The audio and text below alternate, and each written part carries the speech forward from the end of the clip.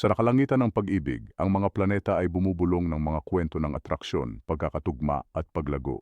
Ang astrolohiya, kasama ang sinaunang karunungan nito, ay nag-aalok ng isang wika upang maunawaan ang masalimuot na sayaw sa pagitan ng dalawang kaluluwa.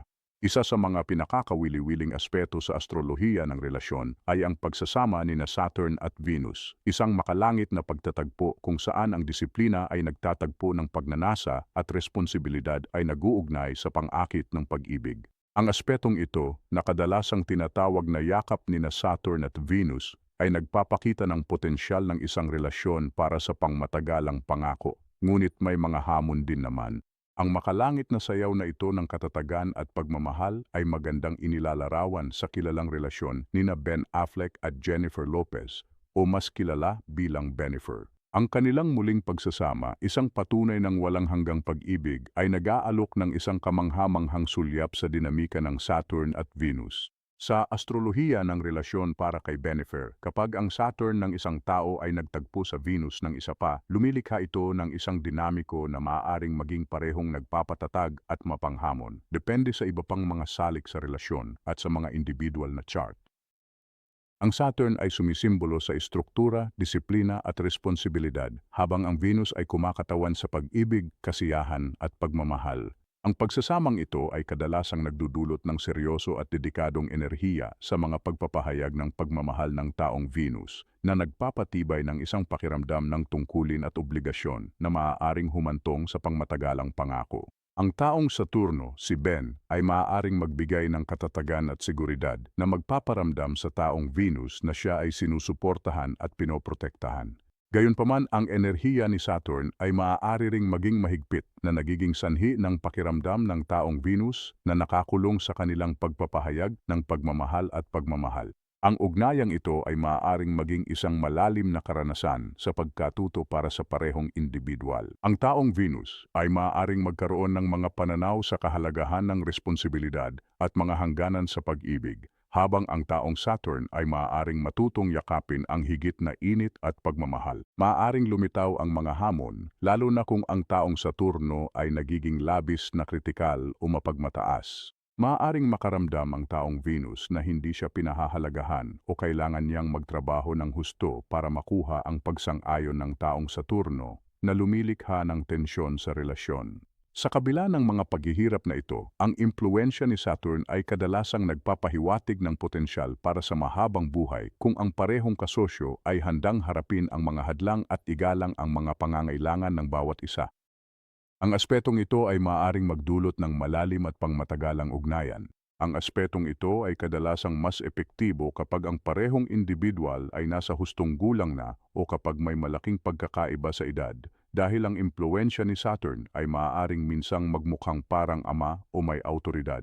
Bukod pa rito, ang koneksyon na ito ay lubos na kapaki-pakinabang sa mga relasyon sa negosyo. Ang Saturn, bilang isang kilalang planetang pangnegosyo, kapag isinama sa Venus ay maaaring lumikha ng isang malakas na posisyon para sa mga nasa sining, tulad ng makikita sa halimbawa ni Ben Affleck at Jennifer Lopez na nagkakilala habang ginagawa ang pelikulang Gigli.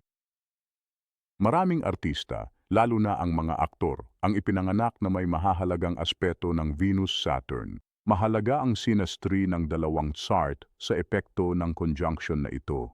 Ang ibang magandang aspeto ay maaaring magpahupa ng tensyon, habang ang mga hamon ay maaaring magpalala nito. Ang mga sign at house ng Saturn at Venus ay nagbibigay ng dagdag na kahulugan. Halimbawa, kayang hawakan ni Saturn sa Capricorn ang enerhiya pero hirap si Venus sa Leo. Dahil si Venus ang nasa Gemini ni Jennifer Lopez, ang aspeto ni Ben na Saturn ay nagdadala ng mga aral tungkol sa komunikasyon, dualidad, pagmamahal sa kalayaan, pagkakaiba-iba, pagbabago, at pokus sa mga relasyon. Para sa mga handang magsikap, ang aspetong ito ay maaaring maging lubhang kapaki-pakinabang, ngunit hinihiling nito sa parehong magkapareha na maingat na balansehin ang pagmamahal at responsibilidad.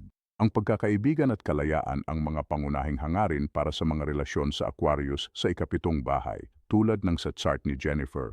Kapag ang pinuno ay nasa ikatlong bahay, ang komunikasyon ay muling binibigyang diin, isang temang inuulit ng Venus sa Gemini. Gayunpaman, sa posisyong ito ni Jupiter, ang mga temang ito ay mas malinaw pa na posibleng humahantong sa isang hamon sa pagpapanatili ng patuloy na kaguluhan at pag-iwas sa pagkabagot. Kung tungkol naman sa kinabukasan ni Jennifer, malamang na mas marami pang kasal, o posibleng dalawa pa. Makikita ito sa pamamagitan ng pagbibilang ng bilang ng mga aspetong inilalapat ng araw sa kanyang chart na may kabuuang 6. Ironiko na ang pangalan ng kanyang unang album ay On the Six. Isa pang nakakaintrigang aspeto na maaaring tuklasin sa chart ni Jennifer Lopez ay ang impluensya ng tradisyonal at modernong mga pinuno ng kanyang tahanan. Sina Saturn, ang tradisyonal na pinuno, at si Uranus, ang modernong pinuno, ay parehong nagbibigay ng mga pananaw sa uri ng kapareha na hinahanap niya. Dahil nasa ikasampung bahay na si Saturn, naaakit siya sa mga kapareha na maaaring magpataas ng kanyang karera at katayuan na nagbibigay diin sa mga relasyon sa publiko. Maaari pa na siyang makaakit ng mga kapareha sa buong karera niya. Parehong may bisa ang mga interpretasyon.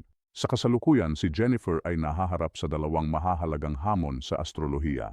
Sa pamamagitan ng solar arc, pinapantay ni Saturn sa kanyang ika-12 bahay sa Cancer ang kanyang Uranus-Jupiter na nagbibigay diin sa mga emosyonal na aral sa pag-ibig at mga hindi nalutas na emosyonal na issue. Bukod pa rito, ang pagdaan sa Pluto ay sumasalungat sa kanyang ascendant at sa araw na hudyat ng malalim na pagbabago na magbabago sa kanya ng malalim. Ang panahong ito ay nagmamarka ng panahon ng paggaling at pagtuklas tungkol sa kanyang mga pangangailangan sa pag-ibig at sa uri ng kapareha na kanyang ninanais. Hindi ito mga siklo ng liwanag. Sinasagisag nito ang mga kaganapang magbibigay ng bagong buhay kaya magiging makabuluhan ang darating na taon. Ang pagpasok ni Pluto sa ika-7 bahay ay nagpapakita ng kapangyarihang humaharap sa takot at kontrol, mga pagbabagong babago sa kanyang mga relasyon at paglago. Maaaring lumitaw ang mga isyong legal sa paggalaw ni Pluto sa ika-7 bahay, na posibleng humantong sa mainit na mga pagtatalo. Maaaring kailanganing baguhin ang mga liriko ng kantang My Love Don't Cost a Thing dahil ang pag-ibig ay maaaring may kaakibat na malaking halaga. Bukod pa rito, ang pagdaan sa Saturn ay katumbas ng kanyang kapanganakang Venus. Sa buong tag-araw, ang aspetong ito ay malaki ang naitulong sa paghihiwalay. Ang siklong ito ay isang klasikong indikasyon ng pagsusumikap o distansya sa mga relasyon na kadalasang nagtuturo ng mahahalagang aral sa pag-ibig. Gayunpaman, ang Saturn ay maaari ring magdala ng pagkilala at gantimpala kung ang isang tao ay kumilos ng may integridad. Bagamat ang ika-7 bahay ang tradisyonal na pangunahing lugar na dapat suriin para sa mga usapin ng relasyon, lalo na pagkatapos ng maraming kasal, ang sistemang derivative house ay maaaring mag-alok ng mga pananaw sa partikular na kapareha na naaakit ng isang tao sa bawat bagong relasyon. Ang unang asawa ni Jennifer, si Ojaninoa, ay iniuugnay sa ika-7 bahay. Ang kanyang pangalawang asawa, si Chris Judd, ay nakaugnay sa ika-9 na bahay, 2 bahay mula sa ika-7. Si Mark Anthony, ang kanyang ika-3 asawa, ay konektado sa ika-11 bahay, 2 bahay mula sa ika-9. Sa wakas, si Ben Affleck, ang kanyang pang-4 na asawa, ay pinamumunuan ng ascendant, 2 bahay mula sa ika-11. Kapansin-pansin, sina Ben at Jennifer ay may magkatulad na katangian dahil ang mga magkaparehang inilalarawan ng ascendant ay kadalasang sumasalamin sa kanilang sarili. Pareho silang may Leo Suns at Scorpio Moons. Ang kanyang potensyal na ika-5 kasal ay pamamahalaan ng ika-3 bahay at ang kanyang ika-6 na kasal ay pamamahalaan ng ika-5 bahay. Pagkatapos ng ika-6 na kasal, ang siklo ay babalik sa ika-7 bahay sa chart ng gulong. Mahalagang tandaan na si Glenn Scotty Wolf, isang dating ministrong Baptist, ang may hawak ng record para sa pinakamaraming monogamous na kasal ng isang lalaking may 29 na kasal.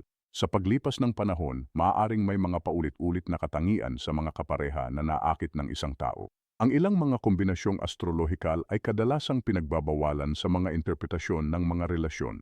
2 kombinasyon na karaniwang nakakatanggap ng pulang bandila ay ang Venus-Saturn at Mars-Pluto. Tampok sa mga chart ni Ben at Jennifer ang nauna, na maaaring maging matatag ngunit maaaring hindi magtagal. Sa kabilang banda, ang mga kombinasyon ng Mars-Pluto ay maaaring humantong sa mapang-abusong dinamika, bagaman dapat isaalang-alang ang buong chart. Sa chart ni Jennifer, isang mapaghamong aspeto sa pagitan ng Venus at Pluto ang nagtatampok ng mga temang kontrol, selos at kasakiman na nangangailangan ng pansin. Bagamat maaaring magdulot ng kaunting katatagan ang impluensya ng Saturn sa Venus, Ang ganitong pagpapares ay kadalasang panandalian lamang. Ang ikapitong pinuno ng bahay ay nananatiling pinakamahalagang salik sa chart para sa pag-unawa sa mga ugnayan. Dahil nasa bingit na ng ikapitong bahay ni Ben Affleck ang mga relasyon, nilapitan ni Capricorn ang mga pakikipagsosyo ng may pangako, pag-iingat, tungkulin at paggalang sa mga tradisyonal na kumbensyon. Ang pinuno ng bahay na ito ay nakaposisyon sa ikalabing-dalawa bahay na nagpapakita ng matinding pangangailangan para sa privacy sa kanyang mga relasyon. Dahil ang Saturn na ruler ay nasa Gemini, ang hilig sa privacy ay kitang-kita sa komunikasyon. Pinahahalagahan niya ang pribado at matalik na pag-uusap. Mahalaga sa kanyang relasyon ang pag-aalaga, takot, sikreto, koneksyon sa nakaraan at mga lihim na bagay.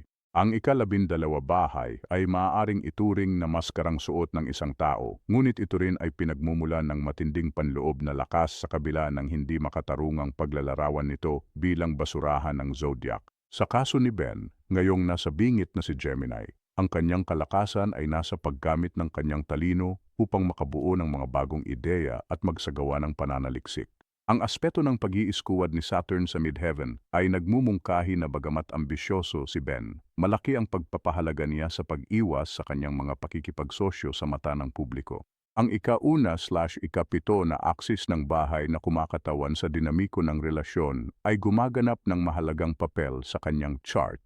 Ang buwan ay bumubuo ng isang eksaktong kalahating parisukat at habang ang ilan ay maaaring ituring ito bilang isang maliit na aspeto, ito ay mahalaga dahil sa koneksyon sa pagitan ng mga naghaharing planeta. Ang koneksyon na ito ay nagdudulot ng mga iritasyon sa mga relasyon, lalo na sa mga emosyon, komunikasyon, seks, romansa at mga ideya. Ang isang mahalagang konsiderasyon ay kapag ang isang planeta sa konfigurasyon ay nakatanggap ng isang aspeto, ang kabilang planeta ay maaapektuhan din na lumilikha ng dobleng epekto.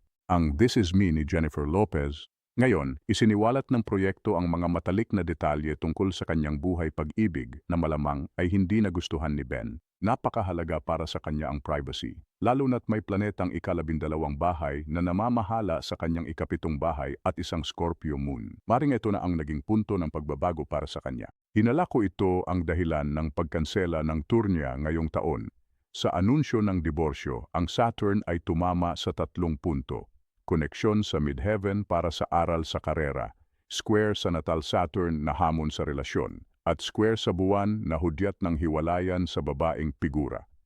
Bagamat may dalang paglago ang Saturn, maaari rin itong magdulot ng pagkakahiwalay.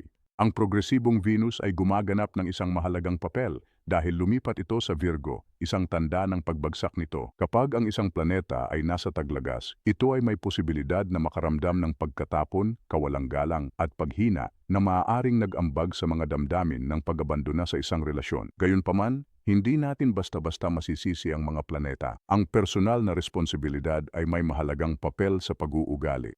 Ang Venus sa Virgo ay may tendensyang maging labis na mapanuri at mapili. Dahil sa umuunlad na Venus conjunct Mars, malamang na nagkaroon ng malaking tensyon dahil ang kombinasyon ng Venus-Mars ay maaaring magpahiwatig ng alitan at hindi pagkakasundo. 6 na taon na ang nakaraan, naranasan ni Ben ang Solar Arc Saturn Square Moon at Solar Arc Moon opposite natal Saturn, kasabay ng diborsyo nila ni Jennifer Garner. Sa hinaharap, may potensyal para sa isa pang kasal ni Ben. Isang tradisyonal na pamamaraan sa astrolohiya ang nagmumungkahi na para sa mga lalaki. Ang bilang ng mga aspeto ng paglalapat mula sa buwan ay maaaring magpahiwatig ng potensyal para sa kasal. At ang chart ni Ben ay nagpapakita ng 3 pangunahing aspeto ng paglalapat. Maraming gamit ang astrolohiya.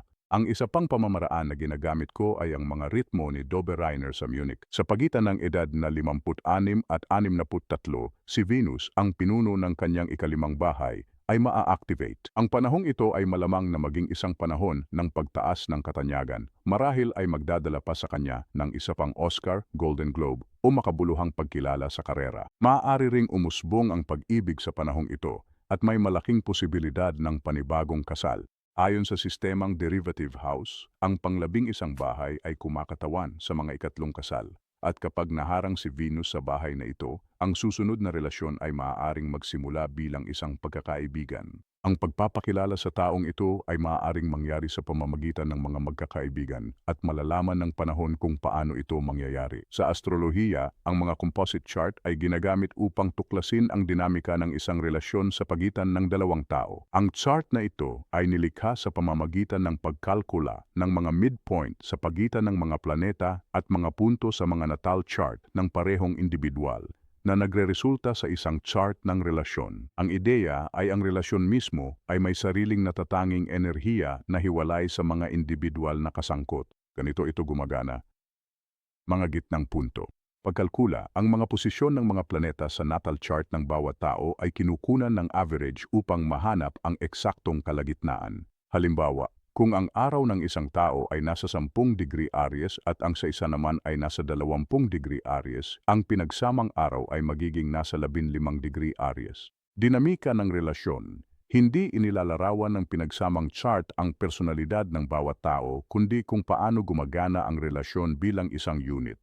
Itinatampok nito ang mga pangunahing tema, hamon at mga larangan ng pagkakaisa. Interpretasyon. Ang isang composite chart ay binibigyang kahulugan na parang isang natal chart, ngunit ang focus ay nasa relasyon mismo. Halimbawa, ang araw ay kumakatawan sa pangunahing pagkakakilanlan at layunin ng relasyon. Ang buwan ay sumasalamin sa emosyonal na tono at kung paano ibinabahagi ang mga damdamin. Ang Venus ay nagpapahiwatig ng pagmamahal, atraksyon at pagmamahal sa loob ng relasyon.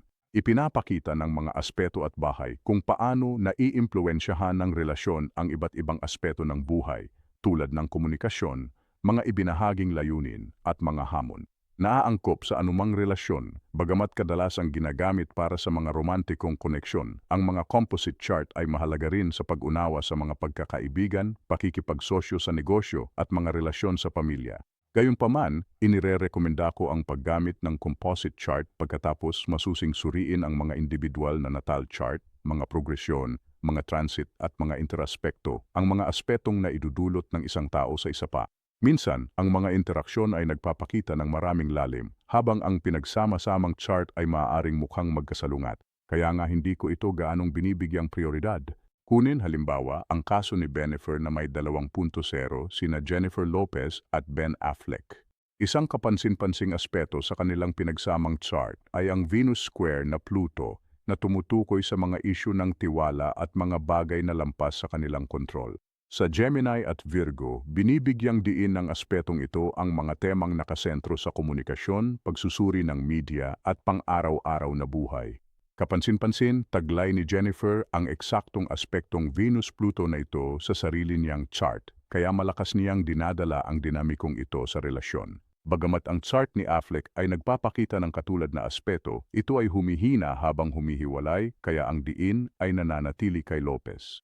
Ang isang mahalagang punto ay ang paghahambing ng composite chart sa natal chart ng bawat individual ay maaaring magbigay ng mas maraming kaalaman. Mayroon ding mas advanced na pamamaraan na partikular na mahalaga sa astrolohiya ng relasyon, ang pagdaragdag ng solar arc age ng isang tao sa solar arc age ng isa pa. Ipinapakita nito kung ano ang dinadala ng isang tao sa relasyon sa isang partikular na panahon. Gayunpaman, maingat kong nilalapitan ang pamamaraang ito. Ang pangunahing focus ay dapat palaging magsimula sa pagsusuri ng kapanganakan, pagtataya at paghahambing ng mga chart. Pagkatapos lamang noon, maaaring gamitin ang mga pamamaraan tulad ng mga composite chart at solar arc. Tingnan ang mga composite chart tungkol kina Jada at Will Smith, Donald Trump, at sa kanyang mga dating asawa. Sasagutin ng aming tumpak na mga psychic ang iyong mga tanong tungkol sa relasyon, negosyo, at iba pa. Bihasa sila sa psychic channeling, tarot, at astrolohiya. Ang aming mga psychic ay maingat na sinusuri bago kunin at patuloy na minomonitor. Gumawa sila ng ilang tumpak na pandaigdigan at makamundong mga hula sa aming newsletter na ikinagulat ng lahat ng aming mga manonood.